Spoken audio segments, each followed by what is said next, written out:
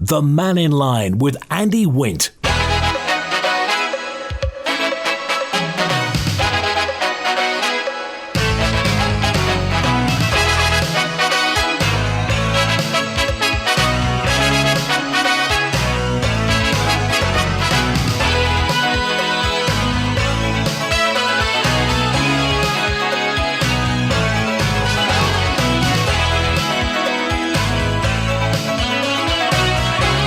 Thanks to my good afternoon.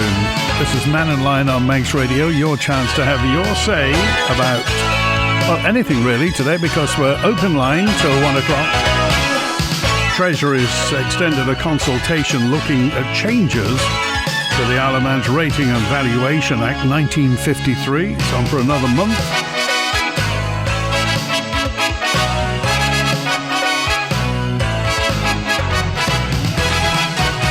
I don't know whether you heard Paul Quine, former Douglas South MHK was, who kind of inspired Stu Peters, the Middle MHK, to bring forward this motion to Tynwald, calling for a referendum on net zero policies. Paul Quine says he's encouraged by the response so far. This is not about whether net zeros are a good or bad thing. Apparently, the kind of argument over that will be afterwards. It's about the principle of having a referendum. And the idea is to have it on the date of the next general election, which is, less than a year away, Thursday, 24th of September next year. It'll be so. Everything will be there. All the polling booths will be there, all the polling stations will be there, all the officers will be in place. It's just a matter of putting another set of boxes out and issuing another set of tickets, I would imagine. So in terms of cost, it wouldn't be a vast amount. Paul Quine really says this is about getting the interest in politics up, and more people will turn up if there was a referendum on the net zero. Whether or not, they should have another think about it, whether the people should have their say. Anyway, any thoughts on that? By all means, do get in touch. And this thing about the rates is very interesting as to what's going to happen. This consultation seeking views on proposed amendments to the Rating and Valuation Act, extended for another couple of weeks. Impact assessments contained within the consultation document have been updated following feedback related to issues with data quality and the complexity of extrapolating data from the rate system. Wow. Well, you can get a printed copy of it by calling 685980. And if you want more information, you can go to consult.gov.im. This is all about the rates and anything else. And lots of people are still sending me recipes in for bread and butter pudding from last week when we talked about tea cakes being a good idea for bread and butter pudding. Peanut butter and banana on a hot cross bun. It was about hot cross buns, wasn't it, being available? Easter cakes being available all year round. And somebody said hot cross buns, tea cakes are a very good idea for. Anyway, more recipes to come, I would imagine. And Robert's on with us today. Hello, Robert. Hi, how you doing? Am I broadcasting? I hope so, certainly, because if you're not, I'm not. Oh, we're all on then. Question for Laurie, if they're available. Are we on with Laurie? They're on tomorrow. You're premature, Robert. Oh no, I've missed it. I was all piped up. Now I haven't got much to say, to be honest with you. I'm just getting over a cold. Oh dear. I mean, the weather's good, isn't it? Well, when you say good, compared to what? Well, it's a bit pea soup. It could be a lot worse. Yeah. But anyway, Laurie Hooper's on tomorrow with Joni Farragher. So if you want to give us a call tomorrow, I'll get them tomorrow then. That'd be fantastic. Thanks for that. Go to hot cross bun time, I would imagine. Thanks for calling today. Peanut butter and banana on a hot cross bun, says Billy the plumber. How about that? Peanut butter and hot cross bun. It's my belief that some people now have health issues due to the vaccine, and some people have health issues due to getting the COVID infection, says Keith. Well, this in your shoes thing is still around. There are still consultations and meetings with Manx Care. If it's something that is concerning you, then by all means, simply pitch up and say hello to them. Michelle Haywood was correct about the new 20-mile-per-hour zone, says 437. People that normally do 40 or 50 in a 30 zone will be doing a safer 25 or 30 in the new 20-mile-per-hour zones. I think it's great stuff, says Mike. Laurie Hooper stated that there are only two political parties on the Isle of Man. You forgot McFadden and Fohaloo. They may be in some people's thoughts as terrorist groups, but still exist, says Francis. How do you know all this, Francis? You're not making all this up, are you, Francis? I think we were talking about the fact there are only two political parties in Tynwald. The Manx Labour Party and Liberal Vannin are in there. But anyway, do get in touch. Give us a call, Francis. Break cover. Say hello. The poor visibility is Manannan's cloak or caused by other means. What is it? It's you're not going to be telling me that Manannan's cloak is a chemtrail, please. Yes, Paul Quine, this former MHK, wants us to have a referendum next year on the same day as the election because he thinks it will up participation in politics. And the Isle of Man is not half bad regarding participation, certainly in the general election. I mean, when it comes to local elections, it can get a little patchy, but certainly compared to across and elsewhere, and bearing in mind that it's voluntary, I mean, other places compel you to vote. So do you think having a referendum will help with engagement in the political process? This is not about arguing about whether net zero is a good or a bad idea. Whatever it is, it's purely the principle of having a referendum, putting a single issue directly to the public.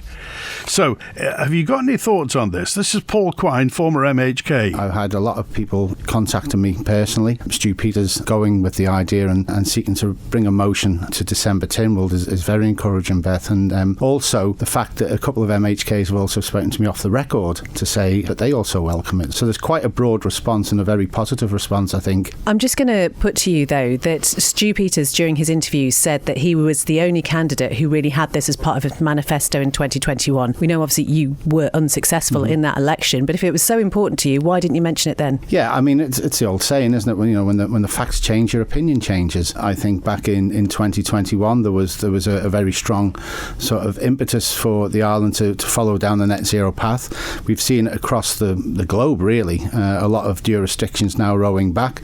I think even if we look across the water to the UK, certainly Reform UK and the Conservative Party now are very much turning against the net zero agenda now that the true costs have been realised. So I think people have started to see. I mean, £40 million was set aside in the budget, which is an awful lot of money for the Isle of Man to commit on one thing in order to achieve net zero. And again, as I said before, it's an abstract. It's something that you can't measure. No one can actually quantify what the current carbon footprint is because it's so small. So what we're trying to do is commit an awful lot of money to reduce something that we can't even quantify in the first place. But then surely this is what you vote for your MHK for. You vote for them to make these decisions on your behalf as a constituent. And if this does get through in December, surely it sets a precedent and we should be having a vote on every single government policy. Well, then that would be a case for an elected member to bring that before Tynwald. And if Tynwald agreed to have a referendum on whatever the case may be, then they would vote for it, just as we're going to be seeing it in December.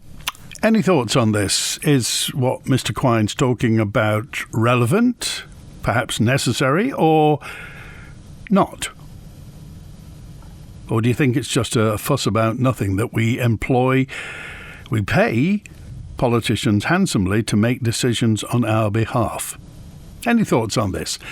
A note in from Maggie, who tells me that New Zealand has abandoned its pursuit of net zero by revoking a ban on drilling for oil and gas. New Zealand's government confirmed the shift in its latest budget earlier on this year to invest 200 million New Zealand dollars in offshore gas fields. It marks a reversal to an end of a policy announced by Jacinda Ardern, the former Prime Minister, in 2018, when she said at the time the world has moved on from fossil fuels. Her attempted ban has since been replicated in Britain by Ed Miliband, the climate secretary there, who halted all new North Sea drilling after Labour triumphed in last year's election. The New Zealand Finance Minister Nicola Willis has consigned Jacinda Ardern's policy to history by announcing plans to expand offshore gas fields.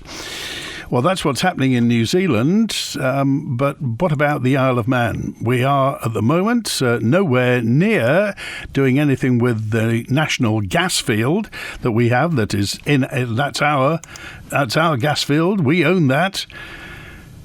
I wonder. I doubt the referendum will go ahead as the government's already bought the wind turbine blades, says 762. Let's be honest. Government and MHKs have come out and denied this. Have they? 762, I don't know. Who have we bought them off for a fact? Wind turbine blades are us? Who sold us the wind? They're big. You can't hide the darn things. If the government's so short of money, how can they afford to pay the staff at Markwell House who work from 9 till 1 Monday to Friday, says Frank. I don't know, Frank. What do you think?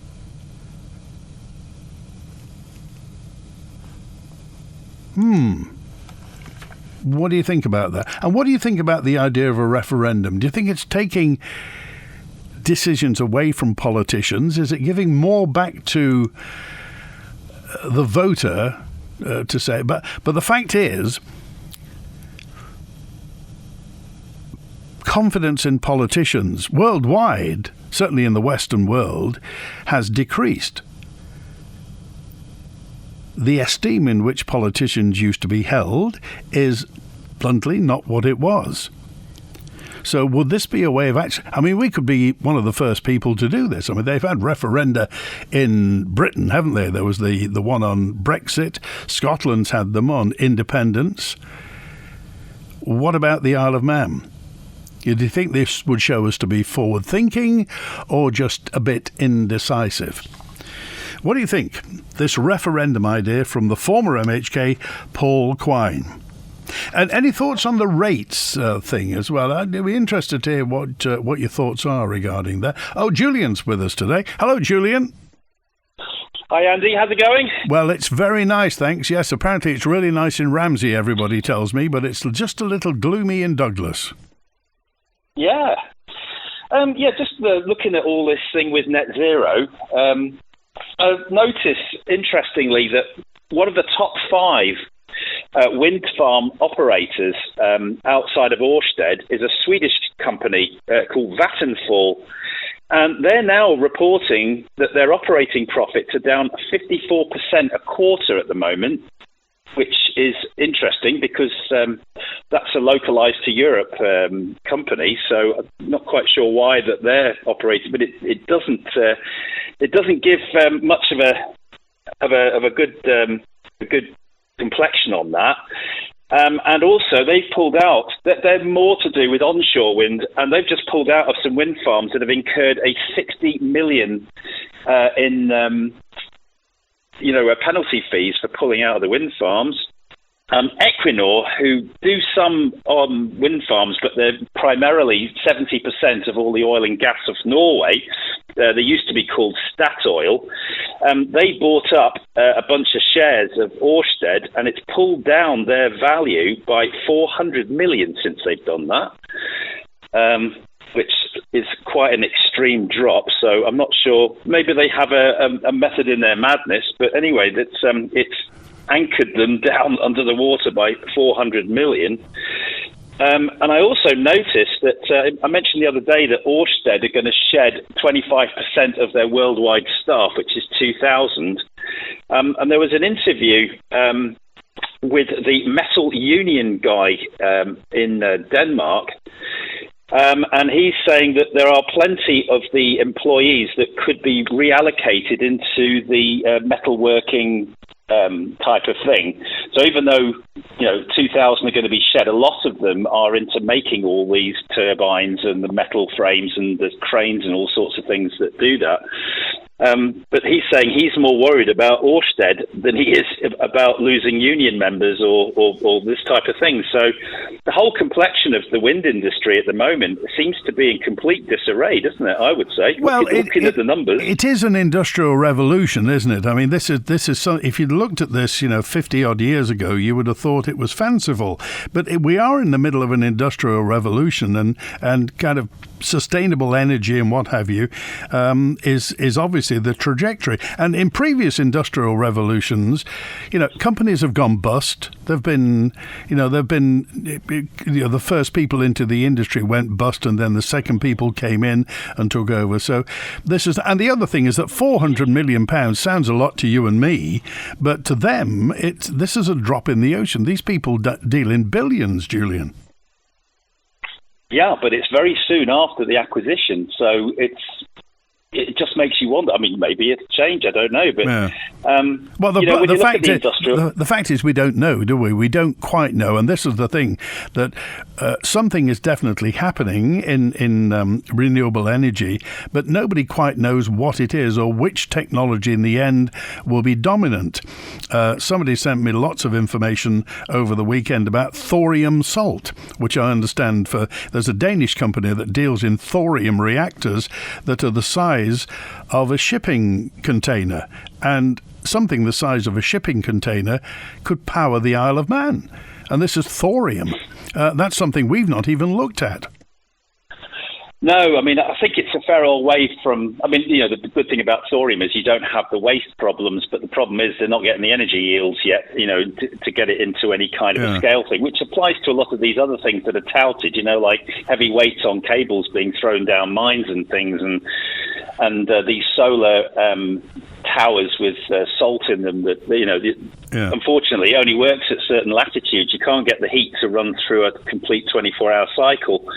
I also noticed with interest that Ireland's got some interesting problems. I was listening to the MUA committee meeting with the Environment and Infrastructure Board.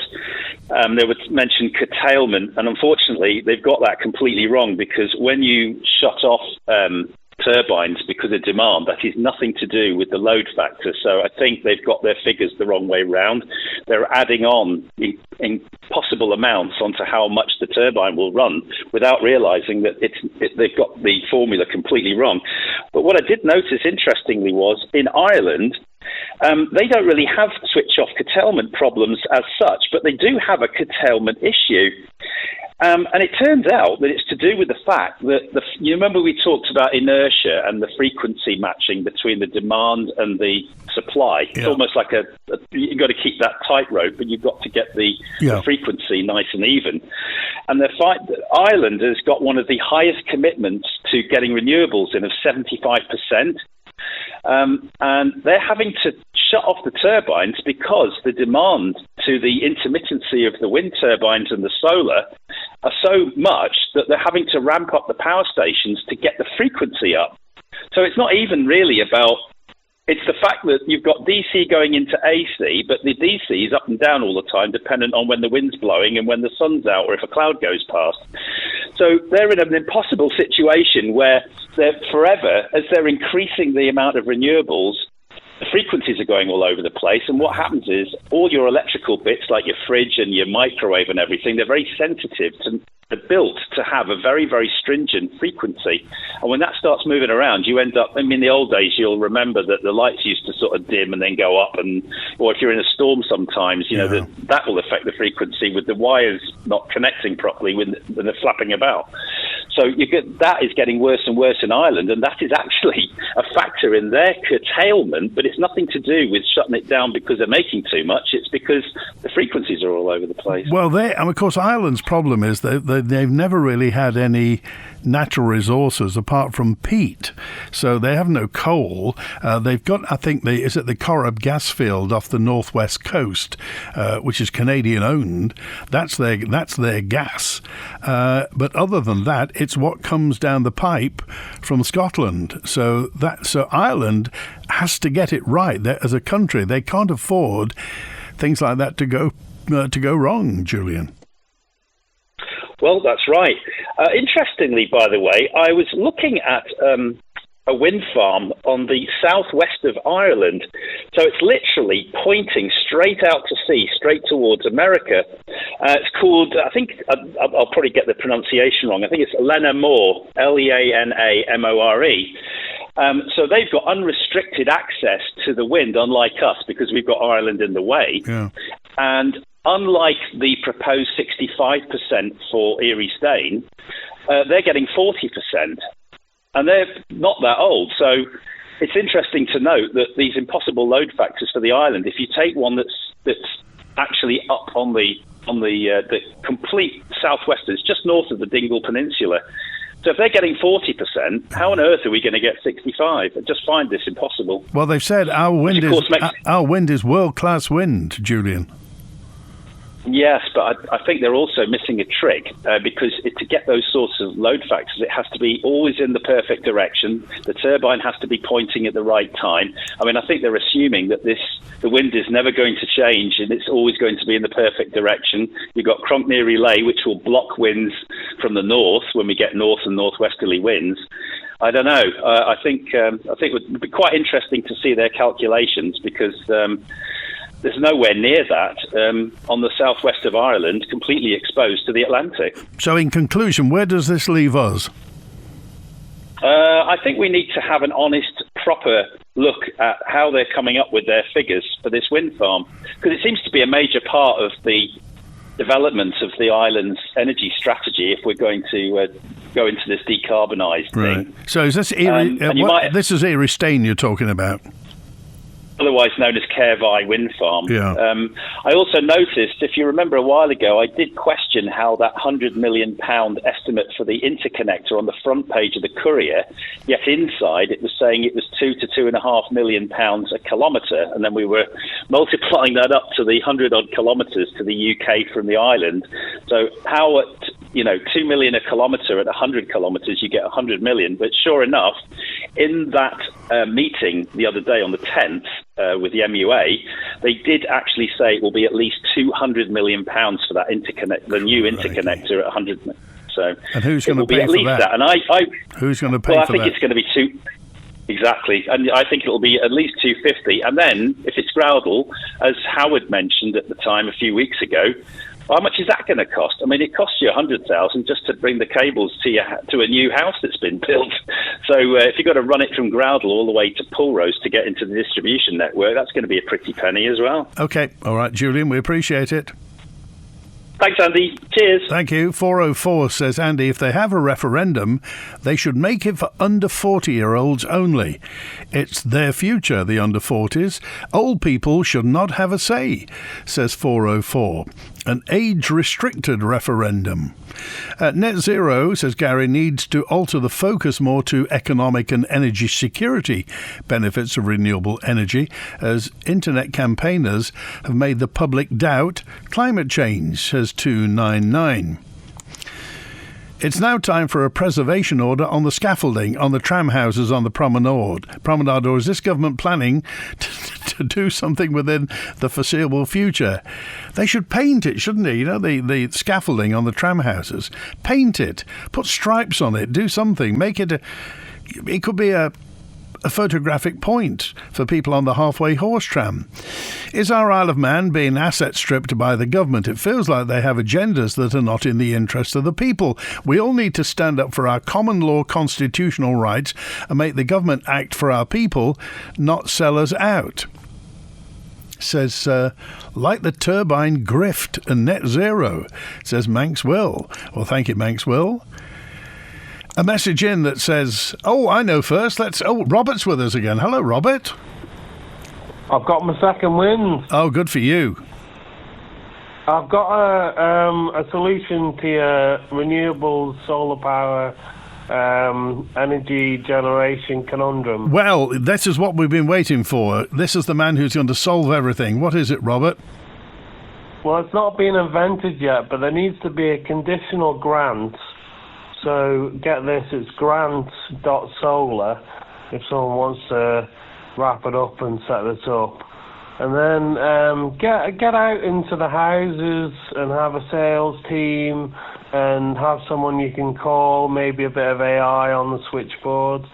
You know, they can take pictures of your house and maybe get a conditional, observation about how much it's going to cost. And after 6 years, because they have this thing in America called Solar City, don't they? Have you heard of Solar City? Yeah, go on. Well, Solar City is basically whereby I think it's about 10 or 15 years, but they put solar panels on your house, and they say, well, we'll generate the electricity off that, and then after 10 or 15 years, or however long it is, I'm not sure how long it is, but I imagine it's about 10 or 15 years, we'll give you it all back, and it'll be your house. Yeah, it's owned by Elon Musk owns it, doesn't he? I don't think he does. Maybe he does. I don't know. What makes you say that? Well, I'm sure if it's the same Solar City company, I think it was started by his cousins. See, I seem to remember that. Oh, right. Yeah. Yeah, okay. Well, fair enough. Then. It's in California, but then again, everything else is. Say again? It's in California. Well, it would be, yeah. I've been to California. It's a nice place. I think there needs to be a grant solar anyway. I think we need to get our heads out of our butts. Well, the thing is that if we are going to have solar panels here, then the government could start by putting them on their buildings, couldn't they? If they're serious about it, stick them on the government buildings. I think that's a distraction. I think you're distracting yourself. I think we need to get down into the communities of the Isle of Man, and we need to get amongst the domestic suppliers. Maybe the question is, what rates do the MUA give in terms of electricity feeded back into the grid? 9p. And if that needs to improve, 9p per kilowatt hour you get. It's not a lot, is it? So they sell it to us at 29p, and they pay us 9p back. Good business. They're making it, aren't they? Anyway, I think that needs to be improved. All right. I don't know why it's such a bad event, but that would solve the situation anyway. So if someone wants to do it, or at least get it and put it up for sale for £250 on Sea-Doo or something like that, and do what you want to do with it. Okay, all right. We appreciate it. Right. Good to hear from you. Thanks, Robert. Yes, Solar Cities in California, they basically day-to-day, door-to-door sales of systems that were leased, where customers will pay no upfront costs, but agreed to purchase the power generated by the panels for 20 years, i.e. you get free solar panels and you agree to buy electricity for 20 years, and then it's yours. It was probably the most popular business model in America, made them the largest residential solar installer, but they got into debt. I think it's still owned by Elon Musk, but you never know. If solar panels and solar power is the way forward for the Isle of Man, why hasn't everybody got them now? If it's so important, why don't we all... I mean, I know we're hardly on the equator on the Isle of Man, but we do get sunshine sometimes, don't we? Riley's Garden Centre invites you to their Christmas preview evening this Wednesday, full of festive ideas, including decorations, tableware, themed displays and trees. Don't miss the Christmas preview evening at Riley's Garden Centre, Cool Road, Bratton. Manx Solar Electrical offer wise solar and heating solutions for home and business. We're the Isle of Man's trusted experts in solar panels, Tesla battery storage and energy-efficient heat pumps, helping you power your home sustainably and save money. Call 665 800 or visit manxsolarelectrical.com. Come to Manx Solar Electrical. Our island's energy reimagined. When you want the best. Not ready to say goodbye to summer sunshine? Book a direct winter sun holiday with flights to Tenerife departing Ronalds Way from November to February. Book flights from only £499 per person return, or a complete holiday package, and look forward to a relaxing break. No stress, no stops, just more time to enjoy the sun and unwind. Visit flydirect.co.uk to book now with a low deposit. Jump on Groundhog Glen Railway's family-friendly, not so scary Hop to Donate train this October 25th or 26th and travel to see Ginny the Witch in her lair. Includes train travel, refreshments and a children's gift from Ginny. Booking essential. Visit gtr.org.uk. The previous message was brought to you by QVH, the island's premier serviced offices and co-working space in the heart of Douglas. Call 639 940 for more information or visit qvhpremierofficespace.com. It's Tuesday here on Manx Radio at 5:30. Join Kiri Kermode and myself, Simon Clark, for the new series of Countryside. I'll be catching up with General Secretary Sarah Comish to talk about the new initiative Manx Farmers for Schools. I catch up with Charlie Corkle to find out more about the Tractor Run, which is one of the finalists in the awards for the Community Initiative of the Year. I also popped along to Kirkmichael Village to speak to Mike Clegg about the photo exhibition last weekend, Michael Past and Present. That's all in Countryside Tuesday here on Manx Radio at 5:30, and don't forget you can download and subscribe to the podcast for free at manxradio.com. The Mannin Line with Andy Wint. 23 minutes before 1. A note in from Colin who said, you were talking about vaping last week. Well, let's face it, health experts say vaping is less harmful than smoking, but that doesn't mean it is safe. Says Colin, there is the idea and the reality of nicotine addiction because most vapes contain nicotine, the same addictive chemical found in cigarettes. It raises blood pressure, increases heart rate, and makes giving up harder. So there is nicotine in there. And some vape liquids also contain chemicals that can irritate or damage the lungs. And let's face it, we don't really know. There are unknown long-term effects. Vaping hasn't been around long enough for researchers to know the full long-term risks. And also for young people, health experts are especially worried about teenagers becoming addicted to nicotine through vaping, as it can affect brain development and lead to smoking later. The old argument about the fact that vapes were supposed to be there to take adult smokers out of smoking, not lead young smokers or young vapors into smoking. And also the safety of devices, says Colin. Faulty and unregulated vapes can leak, overheat or even explode. And we're getting stuff through the internet, cheap imports. We really don't know. This is becoming a public health hazard.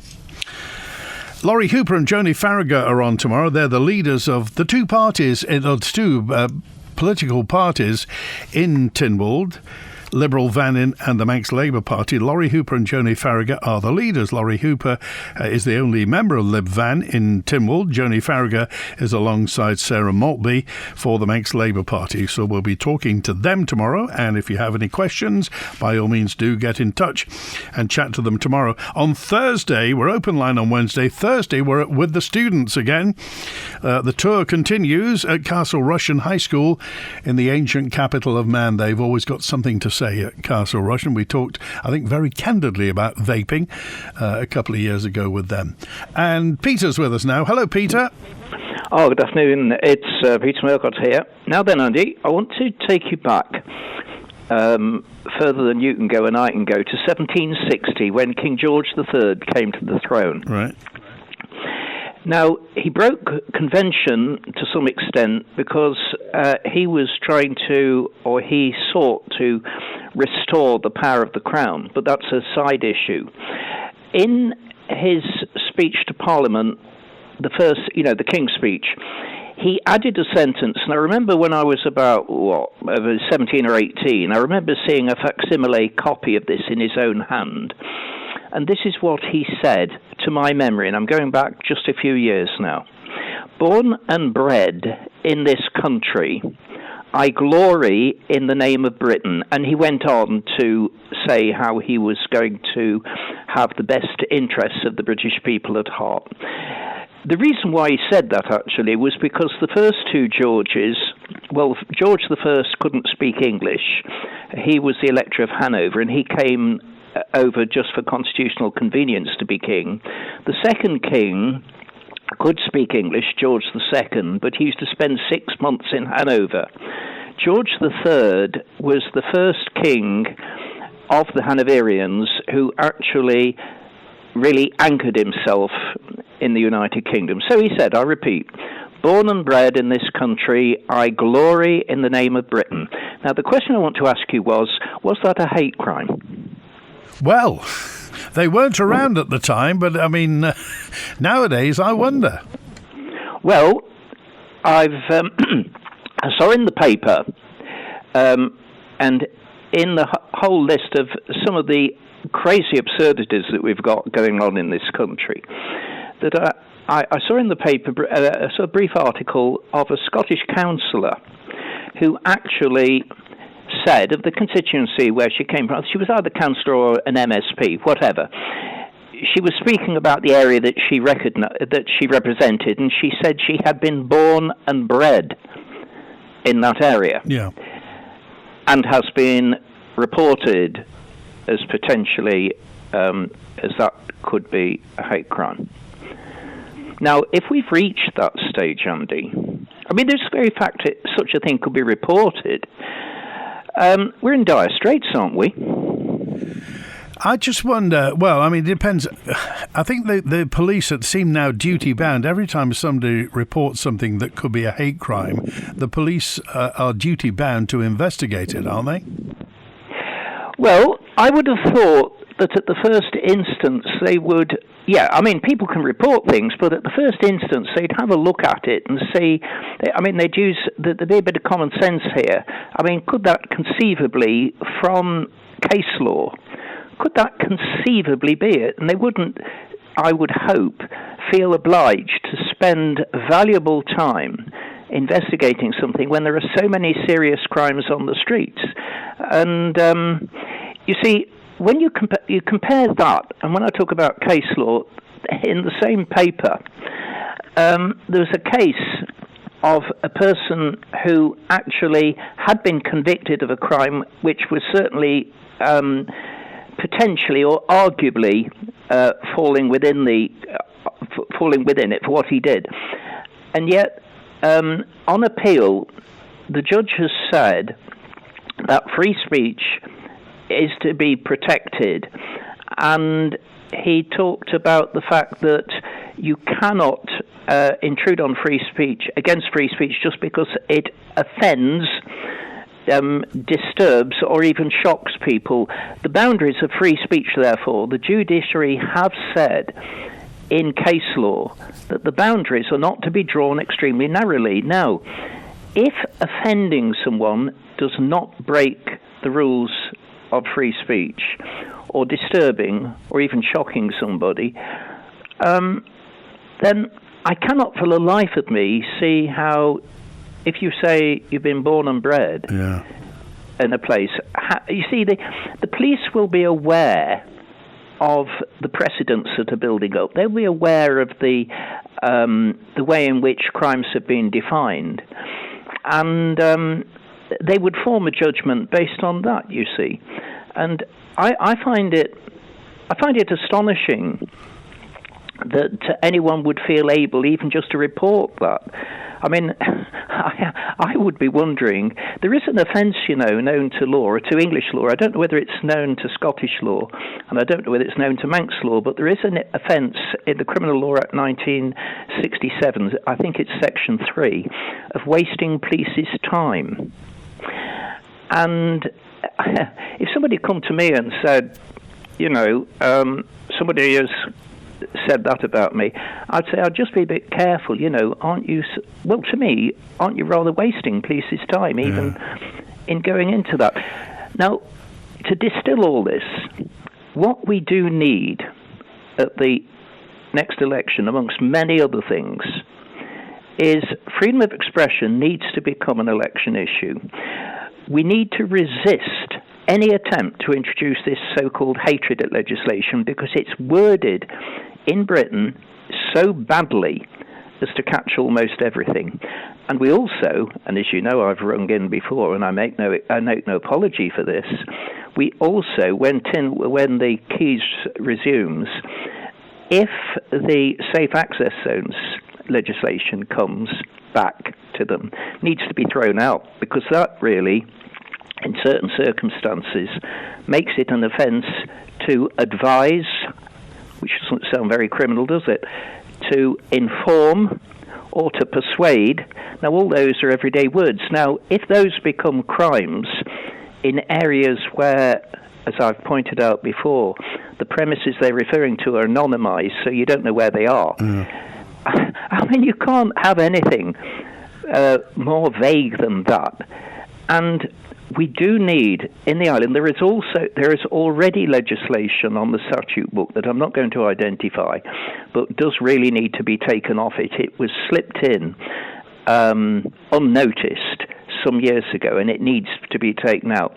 But we do need to be very, very alert to the encroachment upon free speech, because we are gradually, if we're not careful, we're moving closer and closer to Pyongyang, and it's not a very pleasant proposition, is it? Well, it would have been inconceivable many years ago, wouldn't it, that freedom of expression would have been curtailed. But I think this is an awful lot to do with social media, isn't it, Peter?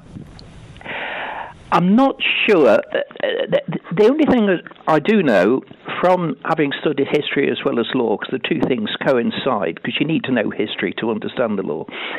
When a country is in a fragile state, it always starts having draconian laws about free speech, freedom of association, and so on. They did that 2 centuries ago, just after the Napoleonic Wars.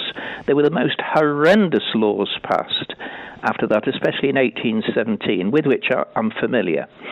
And a lot of these laws, I have pointed this out to people, but then this is a sort of specialist thing.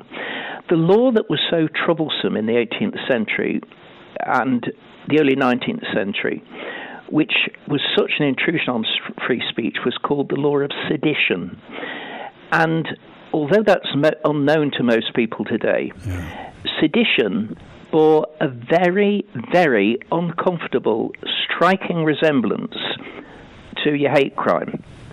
And it was very easily proved, and it was very difficult to argue against it until you got Fox's Libel Act of 1792.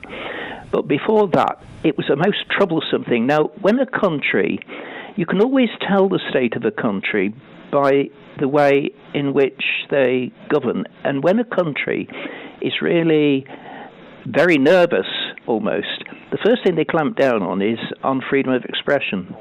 And then perhaps freedom of movement. And it isn't the sign of a healthy country, the way we're going. Now, we need to have a very in-depth debate about this, and I think the forthcoming general election is going to be a very good forum where that can take place. Okay, all right. Appreciate it, Peter. Thanks for calling today. Thanks, then. Bye-bye. Good to hear from you. A note in from Derek, who just said, does that mean if you tell somebody there's a boat in the morning, that's a hate crime? Well, this is the story of Claire Mackey-Brown, a councillor in Falkirk in Scotland, who said, I was born and bred here. And somebody said it was hate speech, and complained to the police. She says the complaint is malicious. She was just speaking out on behalf of a local resident. Any thoughts on that? And what Peter had to say as well about freedom of expression. Do you think this has anything to do with the fact that social media amplifies absolutely everything, almost out of proportion? My opinion to the consultation on rates and charities, I think is a cover-up for government incompetence. Clause 74 of the Rating and Valuation Act says that churches and chapels shall not be liable to rates. No person shall be rated or liable to be rated or to pay rates for in any respect of church, chapel, meeting house or premises or such part thereof, and shall be excluded appropriately to public religious worship, or for in respect of any building solely or principally occupied and used for charitable purposes. If you look at the FOI response, the appendix to the request shows almost 300 properties that are exempt from rates. It includes large numbers of residential properties, but as far as I can see, not a single church or chapel. The legislation, says Mr. C, has been wrongly interpreted, and the consultation is their way of correcting the situation rather than admitting another mess. Thank you, David. Good to hear from you. What's happening at the airport, says Kevin, today? Well, there was it was delayed because of bad visibility. Apparently, Kevin says there are several police vehicles in attendance on the front door. The reaction to that Scottish MSP after she said born and bred caused the actual problem for what she was reported, says Gaz. Just be a bit more specific, would you, Gaz? The government says we need to be green and move to net zero to attract and keep business. I would argue, says Gaz, it will be cheaper electricity that will attract and keep new business. Again, somebody else has preempted Derek. 228 says, I'm born and bred here, and you can't say there's a boat in the morning, can you? Well, sometimes that will be a lie, because there isn't. But anyway, you know what I mean. Is that hate speech, then, to say to somebody, there's a boat in the morning? I wonder. It was widely announced last week, for the first time in history, renewable energy power globally overtook fossil fuels as the primary source of the world's energy. Isn't it fascinating? This news seemed to somehow escape the notice of Steve. Steve calls them the climate change deniers and anti-renewable broadcasters. Who's that, Steve? You need to be just a bit more specific, really. I find it hard to understand how smoking has been banned from buildings and social areas, but vaping is being allowed to happen in public smoking is allowed to happen in public spaces and workplaces. This should be treated the same as smoking. I don't want to breathe the byproduct of smoking or vaping, says this correspondent. What Peter's talking about, says Nick, is very frightening. It's on the verge of extremism, where everybody will be scared if they don't report on their neighbours. They could be in trouble. That law of sedition. And Juan says Peter speaks a lot of common sense. We need to listen carefully. More power to his elbow. Free speech will never die on the Isle of Man, because the government is deaf and dumb. Really? When the Mannin Line's not on air, call Manx Radio to leave your opinion for broadcast on 682 631. Are you a small charity here on the Isle of Man? Are you looking for volunteers, hoping to raise awareness and chasing those crucial pounds and pennies to support your work? Well, Manx Radio can help. You could be our next 1 to 3 Charity of the Week. With daily on-air coverage, podcast and social media promotion, we can help support you and those you help. Just email the numbers 123@manxradio.com and listen out for the feature each weekday between 1 and 3 p.m. The Charity of the Week, brought to you by Kell Properties. The Mannin Line with Andy Wint. Pastor Mai, good afternoon. I mentioned that tomorrow Laurie Hooper and Joni Farragher are on. Liberal Vannin and Manx Labour leaders in Tynwald will be on. Castle Rushen High School students on Thursday between now and Christmas. Lots to go on. We're at Ramsey Grammar School. We're also heading to QE2 High School. The Lieutenant Governor's going to be on. Also, the Chief Minister, Alfred Cannon, will be on towards Christmas. And the DOI Minister, Michelle Haywood, will be back as well. And we got an outside broadcast at the Woodburn Pub.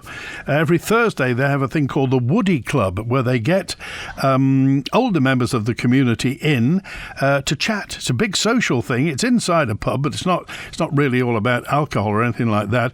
It's every Thursday morning at the Woody on Alexander Drive, so we're going to be broadcasting live from there next month. So lots and lots to do between now and Christmas and 2026. Heavens, is it that close? Victoria is not a big fan of the wind turbines. Why in particular, Victoria? It's often said by people, some people who, I mean, if you like, lots of people hear opinion on Mannin Line and disagree with it but don't say anything, and then say, well, on Mannin Line all you get is anti-wind turbine people and what have you. Honestly, you can have your say. That's what Mannin Line is about.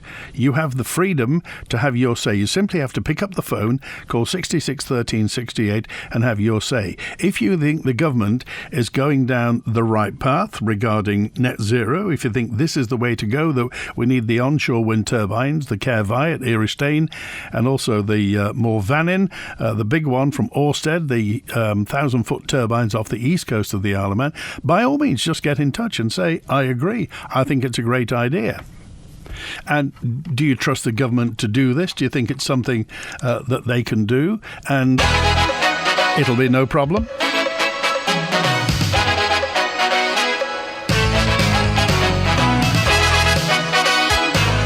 I'm a proud Manxman, says Adam, and I'm a Manx Gaelic speaker. So there's a boat in the morning is a terrible example of Manxness. I think it's ignorant. It's a catch-all phrase that certain people say when they can't come up with a proper argument. But do you think it's hate speech, Adam? That was the point of it all. Is it hate speech?